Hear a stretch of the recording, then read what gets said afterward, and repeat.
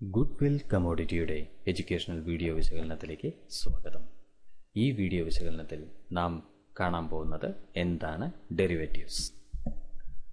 സാമ്പത്തിക വിപണികൾ പ്രധാനമായും രണ്ടു തരത്തിലാണ് ഉള്ളത്. ഒന്ന് ക്യാഷ് മാർക്കറ്റ് അഥവാ സ്പോട്ട് മാർക്കറ്റ്, രണ്ട് ഡെറിവേറ്റീവ് മാർക്കറ്റ്. ക്യാഷ് മാർക്കറ്റിൽ പ്രധാനമായും നടക്കുന്നത് അപ്പോഴുള്ള വിപണിയിലെ വിലയ്ക്ക് മുഴുവൻ തുകയും കൊടുത്ത് നാം ഉൽപ്പന്നങ്ങൾ വാങ്ങുന്നു. ഇതാണ് ക്യാഷ് മാർക്കറ്റ് അഥവാ സ്പോട്ട് മാർക്കറ്റിൽ നടക്കുന്നത്. ഉദാഹരണമായി നമുക്ക് ക്യാഷ് മാർക്കറ്റ് അഥവാ സ്പോട്ട് മാർക്കറ്റിൽ മുഴുവൻ തുകയും കൊടുത്ത് ഉൽപ്പന്നങ്ങൾ അഥവാ കമ്മോഡിറ്റികൾ, അതേപോലെ തന്നെ കമ്പനിയുടെ ഷെയറുകൾ, ഇതെല്ലാം നമുക്ക് വാങ്ങാവുന്നതാണ്. എന്താണ് ഡെറിവേറ്റീവ്സ്? ഡെറിവേറ്റീവ്സ് എന്ന് പറയുന്നത് ഒരു കരാറാണ്. അതിൽ ഉൽപ്പന്നത്തിൻ്റെ മൂല്യം നിർണ്ണയിക്കുന്നത് മറ്റൊന്നിൽ നിന്നാണ്. ഇതൊരു ഉദാഹരണത്തോടു കൂടി നമുക്ക് നോക്കാം. ഉദാഹരണമായി 6 മാസത്തിന് ശേഷം താമസയോഗ്യമാവുന്ന ഒരു അപ്പാർട്ട്മെൻറ്റ് നമ്മൾ 10 ലക്ഷം രൂപ ആദ്യമേ കൊടുത്ത് വാങ്ങുന്നതിന് വേണ്ടി ബുക്ക് ചെയ്യുന്നു എന്ന് കരുതുക. 4 മാസത്തിന് ശേഷം അപ്പാർട്ട്മെൻറ്റ് മറ്റെന്തൊക്കെയോ കാരണങ്ങൾ കൊണ്ട് നിങ്ങൾ വാങ്ങാൻ ഉദ്ദേശിക്കുന്നില്ല എന്ന് കരുതുക. മറ്റൊരാൾക്ക് അത് വാങ്ങുന്നതിൽ താല്പര്യമുണ്ട്. പക്ഷേ അയാൾക്കത് വാങ്ങാൻ സാധിക്കില്ല. കാരണം അപ്പാർട്ട്മെൻറ്റിൻ്റെ ബുക്കിംഗ് ക്ലോസ് ചെയ്തു എന്ന് കരുതുക. നിങ്ങൾക്കെന്ത് ചെയ്യാം?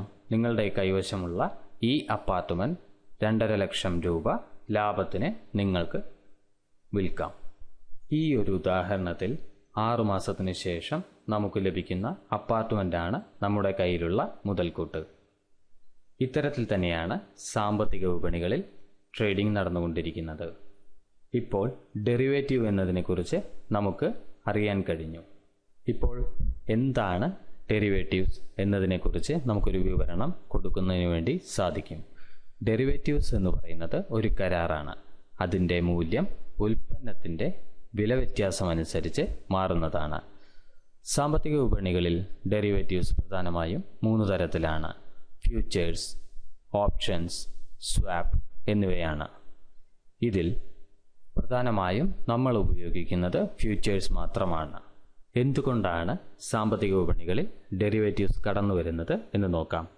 പ്രധാനമായും സ്പെക്കുലേറ്റേഴ്സ്, അതേപോലെ തന്നെ ഹെഡ്ജ്, ആർബിട്രേജ് എന്നിവ കൊണ്ടാണ് സാമ്പത്തിക വിപണികളിൽ പ്രധാനമായും ഡെറിവേറ്റീവ്സ് കടന്നു വരുന്നത്.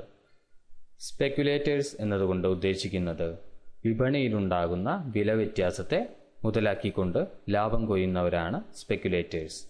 ഹെഡ്ജ് എന്നുള്ളതുകൊണ്ട് ഉദ്ദേശിക്കുന്നത്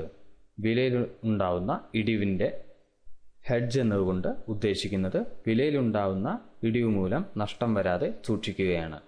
ഉദാഹരണമായി ഒരു സ്വർണ്ണ വ്യാപാരി സ്വർണത്തിൻ്റെ വിലക്കുറവിൽ ഭയപ്പെടുന്നുവെന്ന് കരുതുക. അദ്ദേഹത്തിന് എന്ത് ചെയ്യാം? സ്വർണം വിൽക്കുന്നതിന് ഫ്യൂച്ചേഴ്സ് ഗോൾഡ് ട്രേഡിങ്ങിൽ ഒരു കരാറുണ്ടാക്കി കയ്യിലുള്ള സ്വർണം അദ്ദേഹത്തിന് വിൽക്കാൻ സാധിക്കും. ആർബിട്രേജ് എന്നതുകൊണ്ട് ഉദ്ദേശിക്കുന്നത് വ്യത്യസ്ത വിപണികളിൽ ഉൽപ്പന്നത്തിന് ഉണ്ടാവുന്ന വില വ്യതിയാനത്തെ മുതലെടുത്തുകൊണ്ട് ലാഭം കൊയ്യുന്നതാണ് ആർബിട്രേജ് എന്നതുകൊണ്ട് ഉദ്ദേശിക്കുന്നത്. കമ്മോഡിറ്റി ട്രേഡിങ്ങിനെ കുറിച്ചുള്ള ഞങ്ങളുടെ എഡ്യൂക്കേഷണൽ വീഡിയോ വിശകലനങ്ങൾ തുടർന്നും കാണുക. Thank you.